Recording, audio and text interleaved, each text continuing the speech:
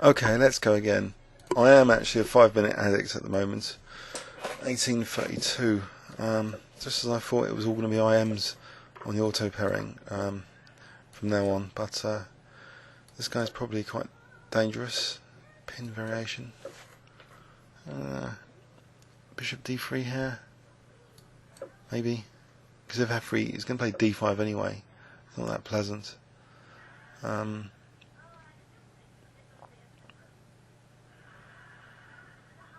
I could be in real trouble here. What about a3? Okay, this looks just awful. I'm hoping to have some compensation for losing the e4 pawn.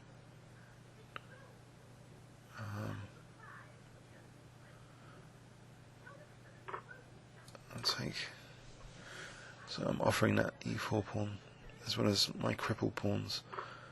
But I think he's got some dark square weaknesses, so I've got potential some compensation. Maybe a4 here. Try and clamp down on b5. Alright. It's not a great opening. I think I should look this up after. Knight b3. But look at the dark squares. Maybe if I can get an a5, it's not going to be that unpleasant. Although I am, of course, a pawn down. Seemingly for not much, but maybe there's a dark square bind building up with a5, bishop b6. Yep, I'll play a5 here. He's going to play though knight d7. Plays knight d7. Maybe, I don't know, maybe c4. Am I losing c3 as well now? This isn't the greatest, it's got to be said. Right, let's lose c3 as well. If queen c3, knight c5, maybe with a bit of counterplay with rook a3 coming in, or I could be dreaming. This game hasn't been that brilliant. Rook a3 though, bishop g5, rook g3, optimistic ideas to try and get an attack against the king. Sometimes in a long game, I'll just look, intensely for resources around the opponent's king. So, things like this. If I can switch the rook and get the bishop there, rook g3, it will start to look a bit dangerous. Hopefully, I have the advantage that the opponent might be a little bit complacent now, judging by my previous play, and think I'm a total rabbit. So let's see. Now bishop g5. Mind you, then I lose c5. So maybe I should take on b7 first to regain at least one pawn. So if the rook moves, actually knight d6, maybe, or knight back to c5 if the rook moves to b8. Okay, he's threatening knight e2 check. So if I take, then rook d4, because if ed, although that's nice to get the pawns, he'll lose the exchange. Maybe he's planning that anyway. What about just king? I don't know. I think getting the bishop out of the way for the rook might be a good idea in any case. So I'll play that, to be able to play rook g3. Now my knight's a bit stranded, that's the problem with this. But maybe, on the other hand, I could have queen g5 coming up. If queen g5, threatening mate if the bishop's moving, then queen e5, and then maybe I can get the knight back. Mind you, the knight, queen g5, queen f1, king takes, rook d1, mating, got to be careful of that, is queen f1. Okay, if bishop h5, interesting. Bishop h5, I can't play queen g5 because of queen f1, so I don't know what I'm playing actually, maybe h4. Maybe h4. Okay, he hasn't played that, so queen g5 here looks interesting, as if I'm developing some sort of counterplay.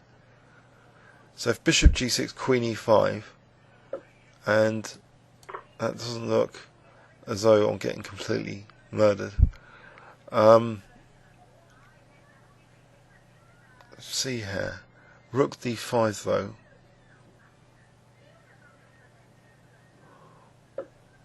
Yeah. Also knight c5 is interesting, then rook d5. Knight d6, maybe the queen c7. So this knight's a bit awkward. Knight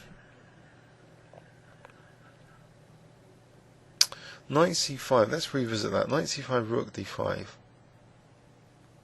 I haven't got anything there, have I? Knight d6, queen c7. Maybe rook d1. It's just awkward. How about just rook to b3? Because the rook's not really doing much on g3 anyway. It's just eyeing a brick wall at the moment.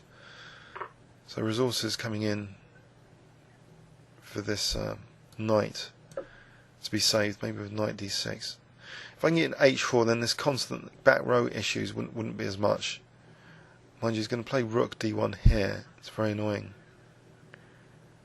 In fact, probably quite crushing. Okay. Do I try and grovel this endgame, or try and keep some counterplay going? I think queen b2.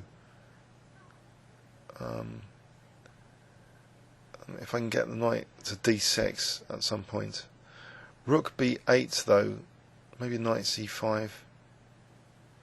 Rook takes ab, queen takes b7 is dangerous. So maybe yeah, knight c5 is an interesting move. I might just rook c1 as well. Try and get that queen away. If I can have time for g3 or h3 as well, that would be luxury. Okay, but g3 weakens the light squares. Do I really want to do that? Gains a tempo though. So queen f3, maybe rook b3 to try and evict the queen here. So I'm still holding out knight on c5, but I'm just allowed rook d1 as well.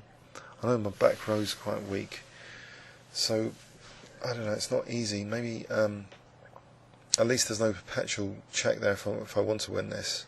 It doesn't seem to be. So after the queen moves, knight c5, maybe. Knight c5 is an attacking move. But is he going to play rook d1? Rook d1, king g2, bishop f5. I'm in trouble. Let's take this rook off. Maybe he's got queen d5 though. So now there's horrible threats like bishop g4, etc. What about just queen e5 though? And if bishop g4, queen e4, maybe this is okay. I might also be threatening rook b8 in some lines. So bishop g4, queen e4.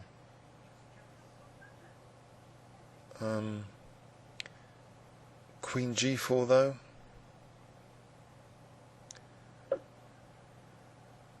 That's interesting. Why can't I just take on f5? I know my opponent's very short on time. If rook c5, I've got rook b8. Then I'll take the rook. In fact, this is winning. Yep. Bit of a comeback there. Okay, I hope you enjoyed that. I don't know, let's have a quick butchers. The opening was a disaster. This is the pin variation, how definitely not to play it. So queen c7. I'm going to have to look this up. This is definitely awful position. So just a pawn down. Very little compensation. Losing another pawn, but on the other hand, that pawn allows rook a3, which had some potential counterplay now with rook g3. So things weren't completely depressing apart from that virtually stranded knight. Trying to keep the queens on without getting mated. And good, I've got control of f5. So this queen e5, yeah, it's starting to crack now in time pressure. Please leave any comments or questions on YouTube. Thanks so much.